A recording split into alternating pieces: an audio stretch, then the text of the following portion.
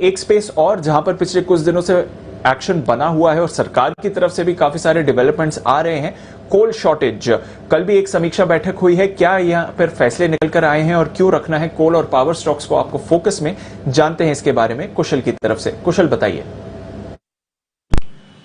दीपांशु, आप देखिए, कल पावर सेक्रेटरी ने अपनी बैठक की थी यूनियन पावर मिनिस्ट्री की डायरेक्शन पर, और यहाँ पर उन्होंने काफी इंपॉर्टेंट अनाउंसमेंट्स किए हैं, जो गाइडलाइंस आती हुई दिख रही हैं, जिसमें सबसे पहले तो यह है कि जो कैप्टिव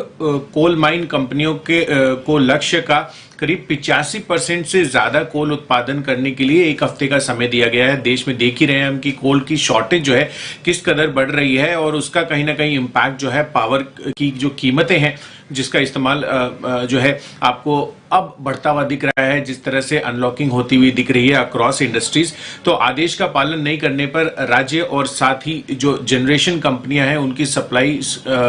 को, उनकी जो कोल सप्लाई की जाती है उस पर अब रेगुलेशन आता हुआ नजर आएगा। साथ ही दूसरा बड़ा फैसला जो लिया गया है वो ये है कि imported coal based power plant से पावर लेने वाले राज्य और जो डिस्ट्रीब्यूशन कंपनियां हैं वो उनको इन पावर प्लांट से अपनी पूरी की पूरी मांग जो है कंप्लीट करने के लिए 2 हफ्ते का समय दिया गया है। और यहां पर भी अगर नहीं होता है ये चीज, तो जितने भी ये राज्य और घरेलू कंपनियां हैं, जो पावर जनरेशन कंपनीज हैं, उनको जो घरेलू डोमेस्टिक कोल सप्लाई किया जाता है उस पर रेगुलेशन होगी। तीसरी चीज, किसी भी प्लांट में कोयला का जो स्टॉक है वो 10 दिन से ज्यादा हो, और पीएलएफ जो प्लांट लोड फैक्टर होता है वो 40% से अगर कम होता है तो प्लांट में 100% की कोयला सप्लाई को रेगुलेट किया जाएगा 100% तक। साथ ही दूसरे जो अन्य प्लांट्स हैं उनके पास अगर 18 दिन से ज्यादा का कोल है, उन पावर प्लांट को भी कोयला सप्लाई को 100% रेगुलेशन करने के आदेश दिए गए हैं। और अगर 11 से 18 दिन का कोयला सप्लाई है प्लांट को,